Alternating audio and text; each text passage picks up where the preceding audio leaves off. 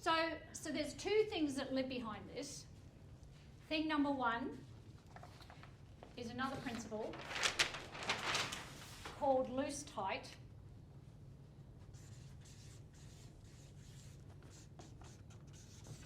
Which is essentially boundaries. We all need boundaries.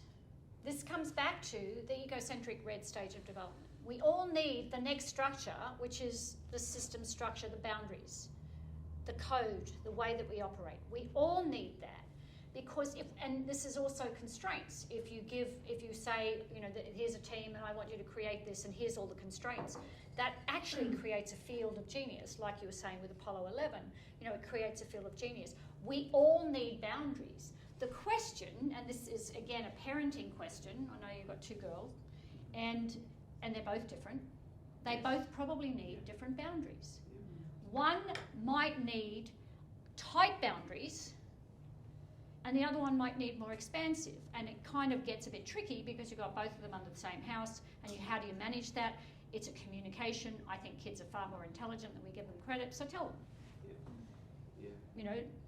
This is a boundary. And then part of growing up as children is, as parents, we create the tight boundary, we give a little bit more breathing room, because we want the child to actually start developing their own boundaries. That's part of development, is how they develop their own boundaries.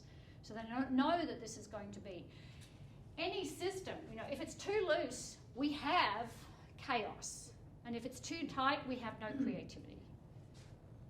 Just the way it works. So again, it's the formula. How do you create that? And it's the polarity as well. How do you create that container that enables this group of people to be creative, but not overstep the boundaries? And it's not a fixed thing. It's not, this is the way we do it, and here it is static, and it lives in space, and it never changes. It can't be, because this group, if you're really getting a business to emerge and humans to grow, this group is constantly emerging. So you have to constantly, and this is the role of the leader, is to have the time to step back and look at it and go, how do we adapt this boundary so that it can create this environment, just like you're doing with a child, so that this can grow. And we're going to make mistakes, and it's not always going to be right, and people are going to step across the boundary.